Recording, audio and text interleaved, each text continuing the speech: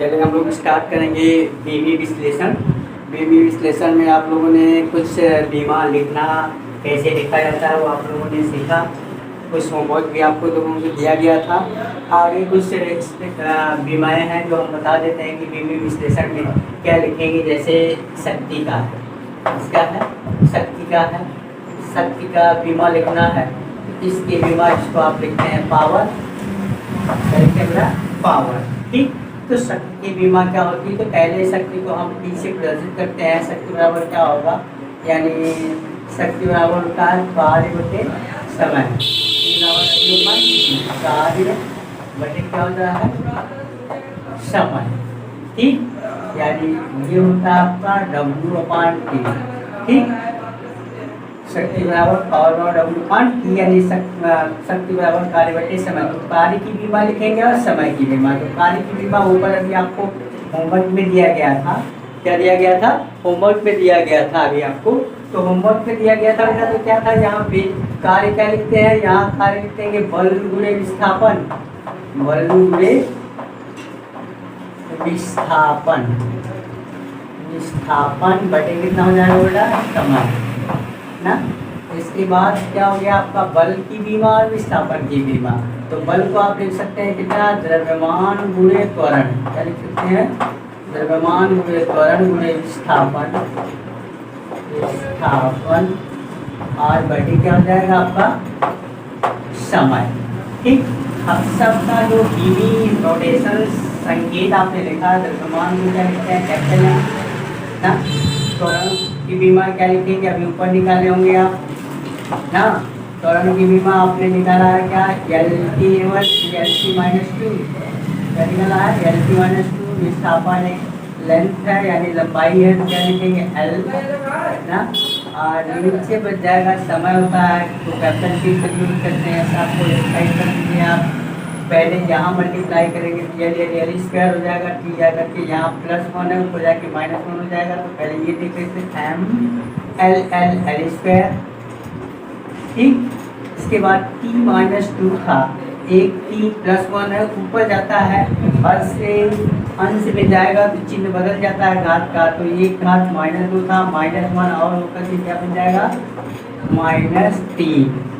ये हो गया आपका शक्ति की बीमा। क्या हो गई? ये हो गई आपकी शक्ति की बीमा। ठीक है, ML स्क्वायर T⁻3। अब आ जाता है दूसरी बीमा। जैसे इसी तरह से देख लेते हैं हम लोग। ठीक, क्या देखते हैं? दूसरा बीमा देख लेते हैं हम लोग। दूसरा बीमा देखते हैं। दूसरा बीमा क्या होगा बेटा? कोण का देख लेते हैं। इसका देख लेते हैं, कोण का। ठीक, कोण की बीमा क्या होगी? कोण की बीमा क्या होगी? है इम्पोर्टेंट, बड़ा इम्पोर्टेंट चीज है। कोण की बीमा क्या होगी? कोण की बीमा निकालने के लिए हम क्या करते हैं? कोण बराबर क्या होता है? चाप बटे त्रिज्या। क्या होता है बेटा? चाप बटे त्रिज्या। कोण बराबर होता है, तो दोनों क्या है? लंबाई ही है। ये चाप है, ये त्रिज्या है, तो ये भी लंबाई की बीमा हो गई और ये भी लंबाई हो गई। लंबाई को हम L से डिनोट करते हैं, तो क्या हो जाएगा? ये पूरा बीमा लिखेंगे, यानी L से कैंसिल हो जाएगा। तो M0 जिसका पावर 0 लिखते हैं उसकी वैल्यू क्या होती है? 1 होती है। तो M0 L0 T0, M0 L0 T0। ये हो गया किसका? कोण की बीमा। क्या हो गया? कोण की बीमा। अब इसी के बारे में आ जाते हैं, पूरी वेग की बीमा निकाल लेते हैं। क्या निकाल लेते हैं? कोणीय वेग। ये कुछ आप जिसको आप लिखते हैं ओमेगा बोला W। ठीक है ना। तो ये कोणीय वेग, कोणीय वेग क्या लिखेंगे आप? कोणीय परिवर्तन की दर बटे कोणीय परिवर्तन बटे समय।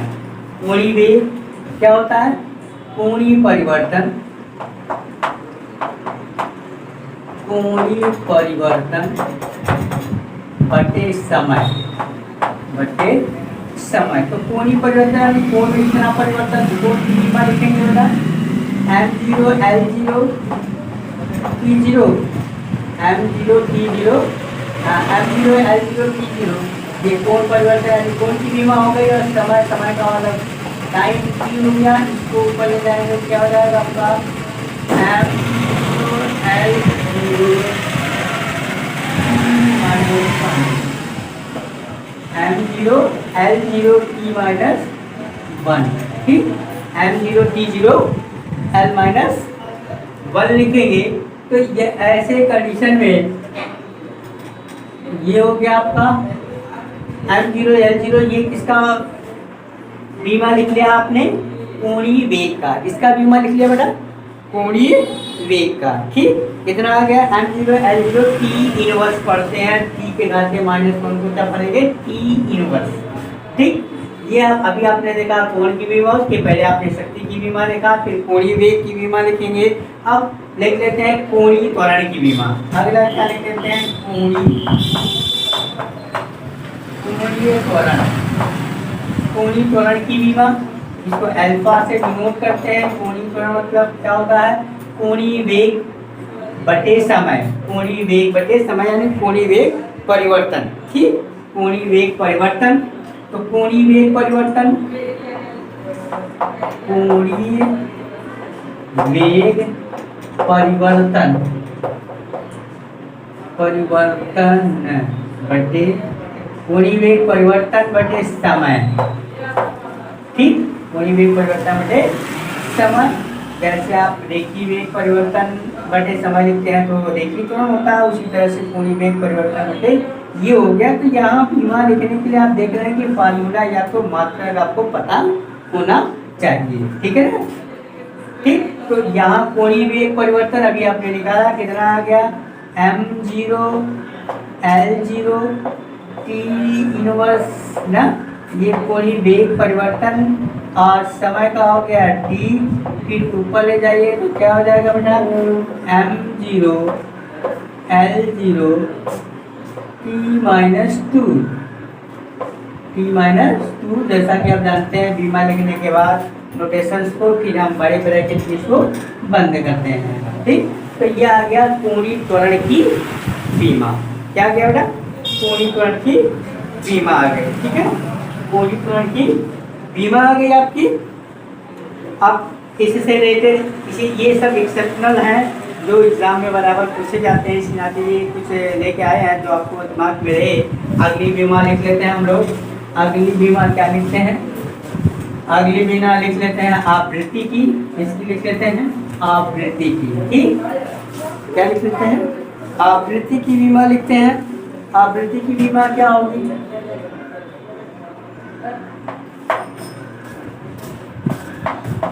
आवृत्ति की बीमा। आवृत्ति की बीमा। आवृत्ति की बीमा क्या होता है? एक बटे आवर्तकाल। एक बटे आवर्तकाल। तो आवर्तकाल गाइडेंस क्या है? टाइम पीरियड है ना, टाइम है। तो इसको क्या लिखेंगे? टाइम को हम लिखते हैं कैपिटल टी, इस तरह से जाएगा ना। इसको ऊपर ले जाते हैं तो क्या हो जाएगा बेटा? M zero L zero T inverse. T inverse ना, M zero L zero T inverse. M zero L zero T inverse यानी किसके अकॉर्डिंग आ गया? कोणीय वेग की। कोणीय वेग में भी आपने देखा था M zero L zero T inverse आया था। सेम आवृत्ति की बीमा भी कोणीय वेग के समक्ष आ गया, पैरेलल आ गया, उसी के अनुसार आ गया। ठीक है ना? M zero L zero T inverse. अब कोणीय आवृत्ति लिख लेते हैं। कोणीय आवृत्ति का क्या होगा? जो आज बीमा लिख रहे हैं सबसे इम्पोर्टेंट है। ठीक है ना? कोणीय आवृत्ति। कोणीय आवृत्ति। कोणीय आवृत्ति की बीमा क्या होगी? कोणीय आवृत्ति की बीमा। कोणीय आवृत्ति की बीमा लिख लेते हैं। कोणीय आवृत्ति में आप फॉर्मूला पता होना चाहिए। 2 पाई क्या होता है? पूरे आवृत्ति होती है। क्या होती है? आवृत्ति। तभी आवृत्ति की बीमा वहाँ आपने लिखा, ये हो जाएगा कितना? 1/T।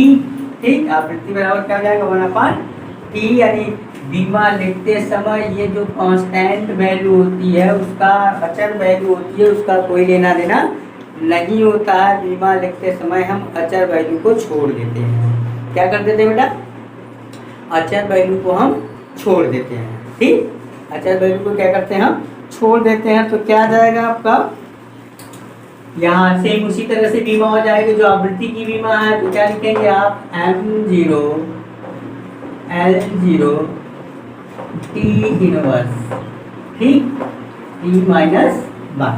इसकी बीमा हो गई ये कोणीय आवृत्ति की, कोणीय आवृत्ति की बीमा हो गई। अब एक लिख लेते हैं जैसे विकृति क्या है, विकृति की बीमा जो आज लिख रहे हैं वो बड़ा इम्पोर्टेंट बीमा है।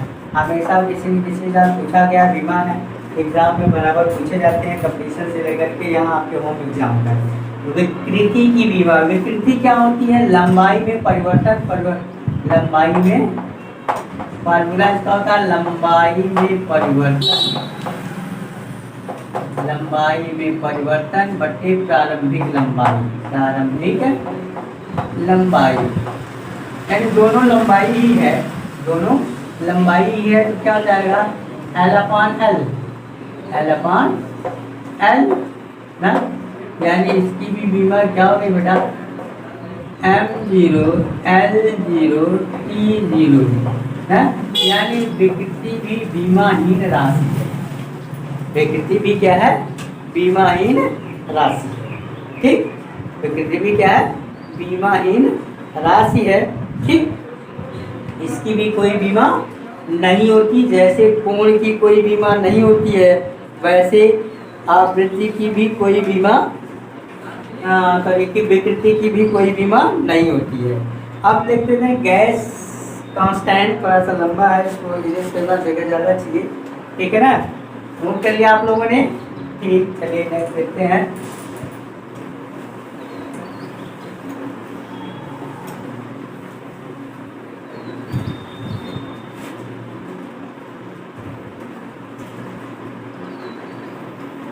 नेक्स्ट देख लेते हैं, नेक्स्ट क्या होगा बेटा, यानी देख लेते हैं गैस कांस्टेंट, गैस नियतांक, इसकी बीमा निकालना हमको, गैस नियतांक, नियतांक, गैस नियतांक क्या होता है, R, यानी फार्मूला इसका क्या होता है, इस गैस नियतांक की बीमा की बीमा लिखना हमको, तो पहले फार्मूला लिखते हैं, क्योंकि क्या हो जाएगा, gas equation Pv equal to mu या n RT लिखते हैं आप, जहाँ n या म्यू क्या है, मोलों की संख्या है, क्या है, मोलों की संख्या या मोल है, ठीक है ना।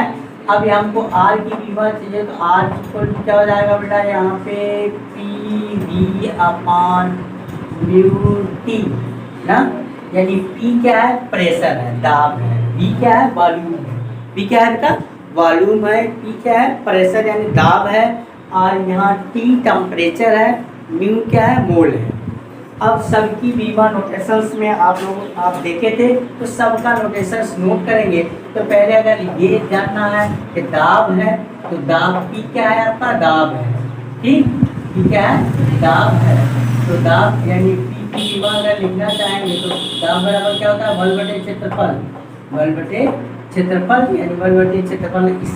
इसका बीमा लिखेंगे तो बल की बीमा लिख देते हैं, बल की बीमा क्या लिखेंगे, M/L/T-2 होता है, ठीक है, M/L/T-2, और यहाँ पे नीचे क्या हो जाएगा, एरिया का यानी स्क्वायर, L स्क्वायर, ऊपर ले जाएंगे तो क्या हो जाएगा, M/L-1, 2 + 2 है, ऊपर जाएगा तो -2 + 1, तो -1 बचेगा, और यहाँ T-2, ये हो गया दाब की बीमा। वॉल्यूम की बीमा, आयतन की बीमा आपने लिखा ही है, तो यहाँ क्या लिख सकते हैं आप, यहाँ डायरेक्ट लिख सकते हैं ML इनवर्स T के घाते -2, ठीक, ये तो हो गया दाब की बीमा।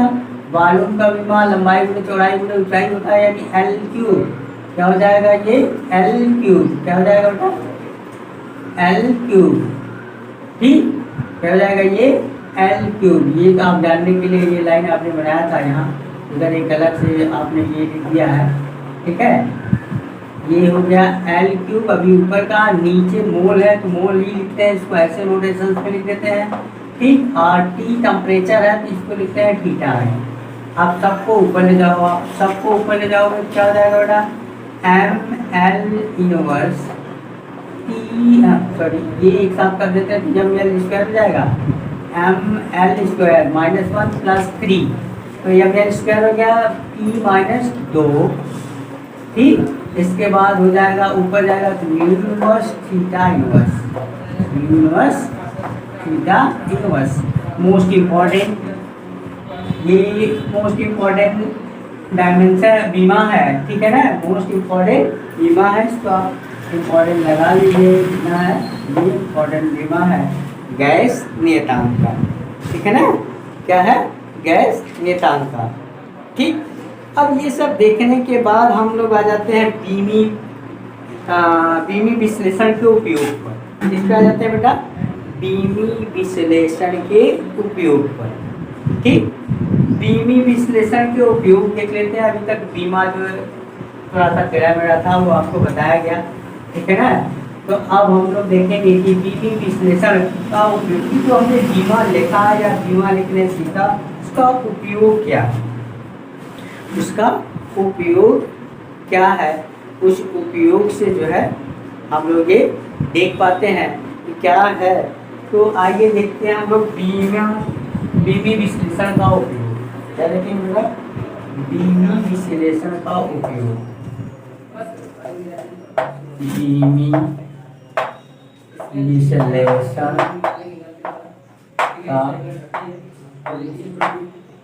उपयोग। ठीक, बीमी विश्लेषण का उपयोग। तो बीमी विश्लेषण के कितने यूज होते हैं, 3 यूज होते हैं।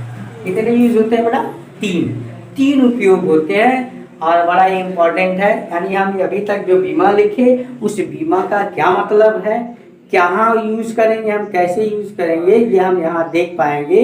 बीमी विश्लेषण के उपयोग में इसके 3 उपयोग होते हैं। पहला उपयोग हम लोग देखते हैं कि एक पद्धति के मात्रक को दूसरे पद्धति के मात्रक में बदलना। ठीक, पहला उपयोग क्या है इसका, एक पद्धति के मात्रक को दूसरे पद्धति के मात्रक में बदलना। एक पद्धति के मात्रक को पहला उपयोग क्या है, एक पद्धति के मात्रक को दूसरे पद्धति के मात्रक में बदलना, दूसरे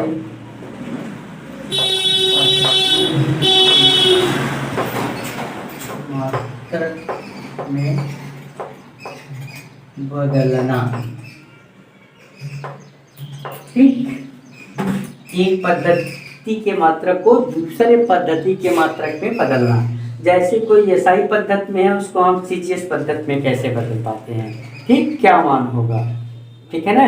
तो उसके लिए हम मान लेते हैं कि माना किसी भौतिक राशि का एसआई तथा, ठीक, पहले हम ये देख लेते हैं कि एक पद्धति के मात्रक को दूसरे पद्धति के मात्रक में बदलना, ये पहला उपयोग है बीमी विश्लेषण का। ये पहला उपयोग है बीमी विश्लेषण का। तो मान लेते हैं इसको लिए एक फार्मूला हम लोग बनाएंगे, उस फार्मूले के अकॉर्डिंग फिर हम डायरेक्ट किसी समीकरण या किसी भौतिक राशि के मात्रक को एक पद्धति से दूसरी पद्धति में बदल लेंगे। तो उसके लिए हम फार्मूला बनाने के लिए पहले हम कुछ कंसीडर कर लेते हैं। किसी भौतिक राशि का एसआई तथा सीजीएस में मात्रक मान लेते हैं कि माना किसी भौतिक राशि Q, किसी भौतिक राशि Q का एसआई एवं सीजीएस पद्धति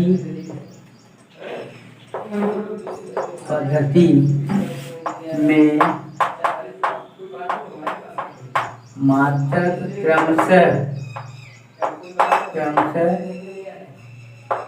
U1 व U2 है तथा संख्यात्मक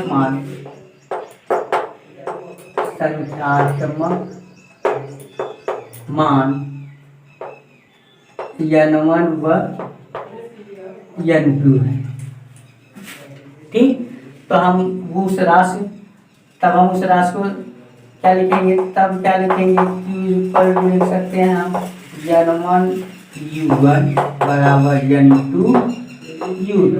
ये है क्वेश्चन नंबर 1 का। ठीक, अब हम ये कह देते हैं कि U1 जो है अगर ये सही पद्धति में मात्रक है तो उसका नोटेशन क्या है। ठीक, ये इंपॉर्टेंट लाइन ये है आपका, जैसे हम लिखते हैं कि U1 इक्वल टू जो ML के फॉर्म में लिखते हैं तो पहले पद्धति के लिए क्या लिख देते हैं, मास को हम M1 लिखते हैं। ठीक, मास को M1 और लेंथ को L1 और टाइम को मतलब समय को T1। ठीक है ना, M1 L1 T1 और इसका जो बीमा लिखेंगे वो क्या हो गया, A B और C। ये हो गया आपका U1। इसी तरह से क्या लिख देते हैं, U2 दूसरे पद्धति में लिख लेते हैं। ठीक, दूसरे पद्धति में लिखते हैं M2। ठीक, M2 पावर A, फिर L2 पावर B, फिर T2 पावर C। ठीक है, ये है U2। यानी एक पद्धति के लिए मास द्रव्यमान को, लेंथ को यानी लंबाई को, फिर समय को आपने M1 तो उसकी बीमाएं क्रमशः A B C ये मान लिया गया है कि M का पावर A है, M का घात जो है A है, L का घात L1 का घात B है और L2 का T1 का घात C है। इसी तरह से दूसरे पद्धति के लिए ये है। तो अब हम ये वैल्यू यहाँ पुट कर देते हैं तो क्या मिल जाएगा बेटा, यानी इक्वेशन नंबर 1 तब क्या हो जाएगा, तब इक्वेशन नंबर 1 में वैल्यू पुट कर देते हैं तो यहाँ पे क्या जाएगा, N1 ना जो हो जाएगा आपका M1A L1B और T1C ना, और बराबर क्या जाएगा N2, चूंकि इसमें वैल्यू पुट कर रहे हैं आप ना, N2 U2 की वैल्यू क्या आ गई आपकी M2 के पावर A, L2 के पावर B, फिर T2 के पावर C। ठीक, T2 के पावर C।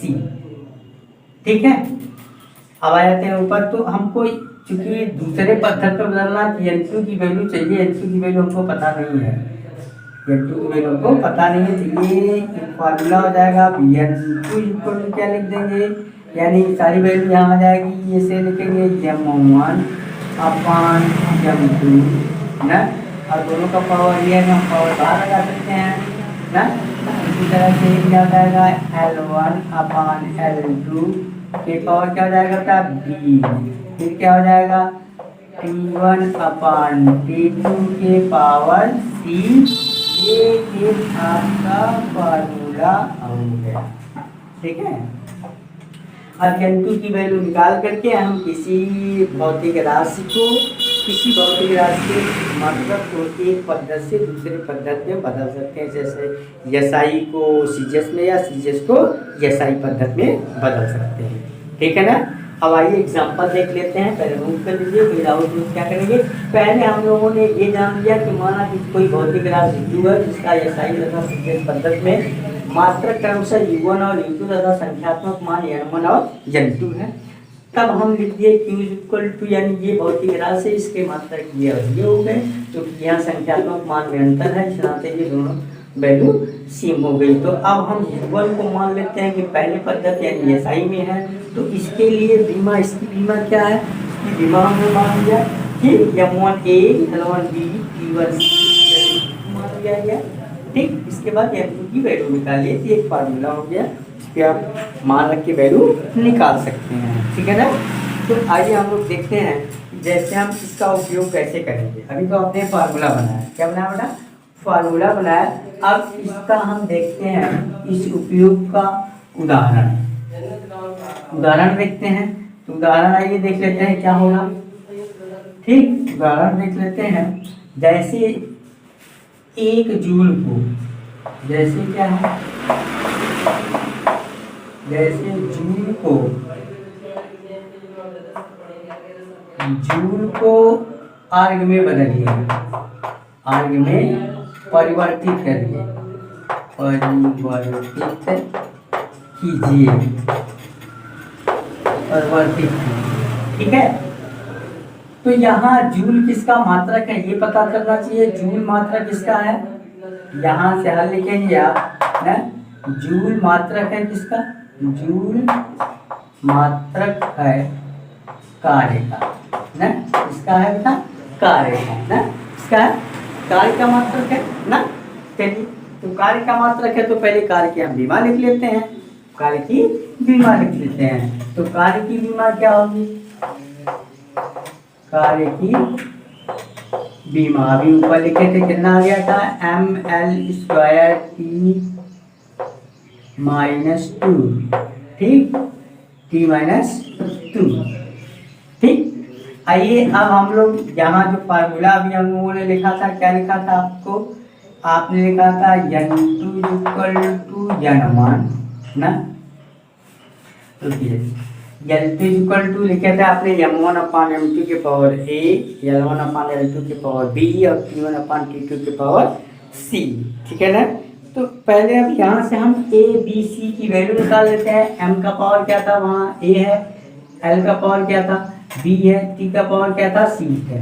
तो यहाँ से हम क्या लिख सकते हैं कि a का पावर कितना हो गया और b का पावर, क्योंकि यहाँ नहीं लिखा गया तो भी माना जाता है 1, और b का पावर 2 और c का पावर -2, ठीक है। तो अब इसके अकॉर्डिंग देख लेते हैं वैल्यू सारी की, हम क्या मिल जाएगा हमको, m पावर l पावर, ठीक, सबकी वैल्यू पुट कर देते हैं। अब यहाँ हम यहाँ लिख लेते हैं कि n2 क्या हो जाएगा बेटा, n2 n1 ना, n1 का मतलब क्या हो गया, n1 हो गया के साथ n2 हो जाएगा, ठीक। इसी तरह से यहाँ ये भी लिख सकते हैं कि n1 क्या हो जाएगा 1। तो ये वैल्यू फार्मूले में पुट करेंगे तो ये क्या हो जाएगा, यहाँ देखो ऊपर जो होगा SI में होगा तो इसमें कितना होगा, kg में होगा ना, क्या होगा kg में ना, ऐसे देखो क्या हो जाएगा, m1/m2 की पावर a, फिर L1/L2 की पावर b, T1/T2 की पावर c। तो वैल्यू पुट कर देते हैं तो क्या मिल जाएगा आपको, वैल्यू पुट कर देते हैं, यहाँ 1 हो जाएगा, यहाँ क्या लिखेंगे आप 1 kg यानी ग्राम, और नीचे क्या हो जाएगा, जब है तो ग्राम हो जाएगा, इसमें जाएगा ग्राम में ना। और ये क्या हो जाएगा बेटा, यहाँ पावर भी रख देते हैं, यहाँ a का पावर 1 है, b का पावर -2, यहाँ क्या हो जाएगा 1 मीटर है और यहाँ 1 सेंटीमीटर है ना, और इसका पावर कितना है 2, और यहाँ हो जाएगा सेकेंड बटे सेकेंड, सेकेंड बटे सेकेंड की पावर कितना आ जाएगा -2, ठीक। आइए ऊपर थोड़ा इरेज कर देते हैं ना, ऊपर से थोड़ा सा इरेज कर देते हैं।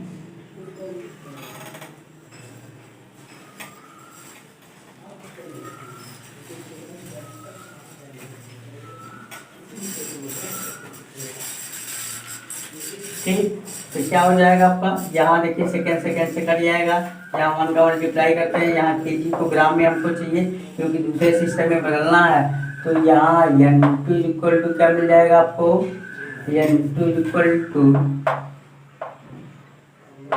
1000 ग्राम बटे ग्राम, और क्या हो जाएगा यहाँ पे, यानी 100 सेंटीमीटर बटे सेंटीमीटर ना, और इसका घात कितना है 2 है, और यहाँ बचा है 1 का पावर -2 का मतलब वही हो जाएगा 1। तो यहाँ करेंगे कितना हो जाएगा, ग्राम ग्राम से कट गया 1000, यहाँ हो जाएगा 100 × 100 यानी 10,000 ना, ऐसे लिख देते हैं, ठीक। यानी आंशिक वैल्यू कितना होगी 2, 1 2 3 4 5 6 7, यानी 10 के घाते कितना आ गया बेटा 7, ठीक, 10 के घाते 7 आ गया। इसका मतलब ये n2 की वैल्यू कितना आ गई 7 आ गई, 10 के घाते 7। अब आंशिक वैल्यू पता हो गई, इसका मतलब क्या लिख सकते हैं, अगर 1 जूल